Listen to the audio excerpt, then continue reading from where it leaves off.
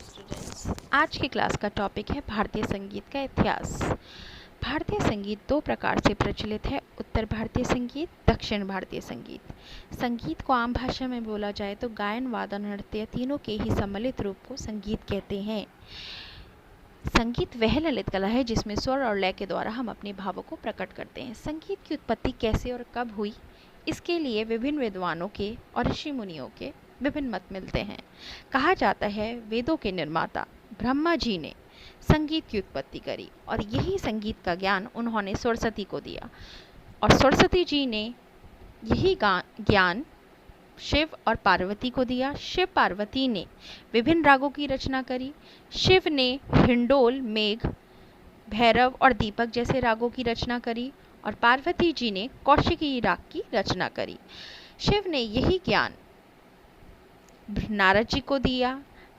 नारद जी पृथ्वीलोक का भ्रमण करते थे। भ्रमण करते करते उन्होंने संगीत की शिक्षा का ज्ञान अनेकों देवी देवताओं, गंधर्वों, किन्नरों, ऋषि मुनियों को दिया और ऋषि मुनियों ने संगीत का यही ज्ञान अपने ग्रंथों, रचनाओं में इसकी उत्पत्ति के बारे में सभी मनुष्य और मानव सभ्यता को दिया। प्राचीन काल में, वैदिक काल में 4 वेद हुए। 4 वेद में संगीत के बारे में जिस वेद में मिलता है वो है सामवेद। सामवेद पूर्णतः संगीत में है। इसमें हमें संगीत के बारे में जानकारी मिलती है। इसके मंत्र संगीत में हैं। यज्ञ, अनुष्ठान, हवन में मंत्र गाए जाते थे। सामवेद में मूल रूप से 75 मंत्र हैं जो ऋग्वेद से लिए गए हैं। इसमें 3 स्वरों का प्रयोग बताया गया, उदात्त, अनुदात्त और स्वरित। उदात्त ऊंचा स्वर, अनुदात्त नीचा स्वर और स्वरित के बारे में विभिन्न विद्वानों के मतभेद मिलते हैं। आइए देखते हैं भारतीय संगीत का संक्षिप्त इतिहास। कहा जाता है संगीत की उत्पत्ति कैसे और कब हुई, इसके बारे में हमें विद्वानों के विभिन्न मत मिलते हैं। भारतीय संगीत का इतिहास मानव का इतिहास है। जैसे जैसे मानव का आध्यात्मिक विकास हो रहा था, संगीत की भी उन्नति हो रही थी। इसकी उत्पत्ति के विषय में अनेक विद्वानों के अपने अपने अनुमान हैं। कहा जाता है कि ये देवी देवताओं से उत्पन्न है, परंतु अधिकतर विद्वान यही कहते हैं कि वेदों के निर्माता ब्रह्मा जी ने ही संगीत की उत्पत्ति की। संगीत का संपूर्ण इतिहास प्राचीन काल से आज तक 3 भागों में विभाजित है, प्राचीन काल, मध्यकाल और आधुनिक काल। आइए देखते हैं प्राचीन काल।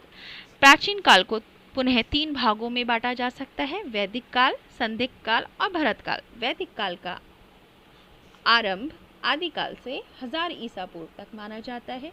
इस काल में हिंदू धर्म के 4 वेदों की रचना हुई, इसलिए इसे वैदिक काल कहा गया। इसमें सामवेद जो पूर्णतः संगीत युक्त था, मंत्रों का पाठ संगीत में हुआ करता था। आज भी इसके कुछ अंश मिलते हैं। सामगान में 3 स्वर मिलते हैं, जैसा कि मैं आपको पहले बता चुकी हूँ, उदात्त, अनुदात्त, स्वरित। उदात्त जो ऊंचा स्वर होते हैं, अनुदात्त नीचा स्वर और स्वरित के बारे में विद्वानों के मत हैं। धीरे धीरे 3 स्वर के बाद 4, 5 और 7 स्वरों की उत्पत्ति वैदिक काल में ही हो गई थी। सा, रे, गा, मा, पा, धा, नी, सा, जिसके बारे में आपको मैं पहले भी बता चुकी हूँ। इसी काल में विभिन्न वाद्यों की रचना हुई, जिनका उल्लेख हमें वैदिक काल में मिलता है। दुमदुभी, वनस्पति, कांड वीणा, तंबूरा, तंत्रवाद, शिशिरवाद, नादी आदि वादों की जानकारी मिलती है। इसी काल में नाट्यशास्त्र जो भरत मुनि द्वारा, वृद्धदेशी मतंग ऋषि द्वारा नारदीय शिक्षा और संगीत मकरंद की ग्रंथ की जानकारी हमें इसी काल में मिलती है। देखते हैं संदिग्ध काल। इस काल की अवधि 1000 ईसा पूर्व से 1 ईस्वी तक मानी गई। संगीत की दृष्टि से संदिग्ध काल में संगीत की इतनी उन्नति नहीं हुई जितनी वैदिक काल में मानी जाती है। केवल इस काल में कुछ ही उपनिषद मिलते हैं। संगीत के विषय में थोड़ी बहुत ही सामग्री प्राप्त होती है। उपनिषद, छंद आदि के बारे में जानकारी मिलती है जो सामगान से ही मिलते हैं। अनेकों संगीतवाद मिलते हैं जो रामायण और महाभारत में हमें प्राप्त होते हैं। संगीत शास्त्र के बारे में बताया गया है। सप्त स्वरों के बारे में बताया गया है। इस प्रकार से संदिग्ध काल में संगीत में थोड़े बहुत ही ग्रंथ, सप्तस्वरों की रचना, वादों की रचना और उपनिषद छंदों की जानकारी हमें प्राप्त होती है।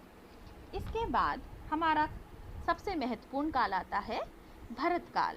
भरत काल, इस काल की अवधि 1 ईस्वी से 800 ईस्वी तक मानी जाती है। इस काल की विशेषता यही है कि इस काल में भरत ने नाट्यशास्त्र की रचना करी। नाट्यशास्त्र ग्रंथ में 28वें अध्याय से 33वें अध्याय तक संगीत के बारे में जानकारी मिलती है। यह कुल 6 अध्याय हैं। भरत ने अपने इस ग्रंथ में मध्यम और षडज ग्राम का उल्लेख किया। गंधार ग्राम, जो देवताओं का ग्राम कहलाता है, उसके बारे में जानकारी प्राप्त नहीं होती है। षडज ग्राम में 7 ग्राम, मध्यम ग्राम में 11 जातियाँ, षडज ग्राम में 7 जातियाँ, कुल मिलाकर 18 जातियाँ मानी हैं। इन्हें 2 भागों में बताया गया है। कुछ जातियों को शुद्ध और कुछ जातियों को विकृत में 2 भागों में बांटा गया है। इसके बाद हमें जाति के 10 लक्षण बताए हैं: घ्रय, अंश, तार, मंद्र, न्यास, अपन्यास। इस प्रकार हमें जातियों के 10 लक्षण का उल्लेख मिलता है। इसी काल में वादी, संवादी, अनुवादी और विवादी का वर्णन मिलता है और सा मापा को 4 श्रुति, गानी को 2 श्रुति और रेधा को 3 श्रुतियों में बांटा गया। संवादी स्वर में 9 तथा 13 श्रुतियों की तथा विवादी के 2 श्रुतियां की दूरी मानी गई। इस प्रकार से इस काल में श्रुति, स्वर रचना, मूर्छना, ग्राम, जाति, वादी, संवादी, अनुवादी, विवादी आदि सभी संगीत में परिभाषाओं के बारे में जानकारी प्राप्त होती है। संगीत की दृष्टि से देखा जाए तो वैदिक काल का सबसे महत्वपूर्ण संगीत का प्रचार हुआ, विकास हुआ। उसके बाद भरत काल में सबसे ज़्यादा संगीत का विकास हुआ। इसके बाद भरत काल में दलित द्वारा दलितम ग्रंथ में भी, जो 5वीं शताब्दी का माना जाता है, उसमें गंधार ग्राम के बारे में भी कमी जानकारी मिलती है। केवल षडज ग्राम और मध्यम ग्राम के बारे में ही बताया गया है। भरत की ही भांति 18 जातियाँ मानी हैं। विवादी स्वर की दूरी केवल 2 श्रुति में ही मानी है। इसी प्रकार मतंग ऋषि ने भी भरत के समान ही अपने ग्रंथ में संगीत के बारे में जानकारी दी है, ग्राम और मूर्छना के बारे में बताया है। अगर हम देखें संगीत की दृष्टि से प्राचीन काल में वैदिक काल, संदिग्ध काल और भरत काल, तीनों ही कालों में अपनी अपनी जगह संगीत की उत्पत्ति और विभिन्न विषयों के बारे में जानकारी और विकास के बारे में बताया गया है। आज आपने प्राचीन काल के बारे में पढ़ा स्टूडेंट्स। आगे हम मध्यकाल के बारे में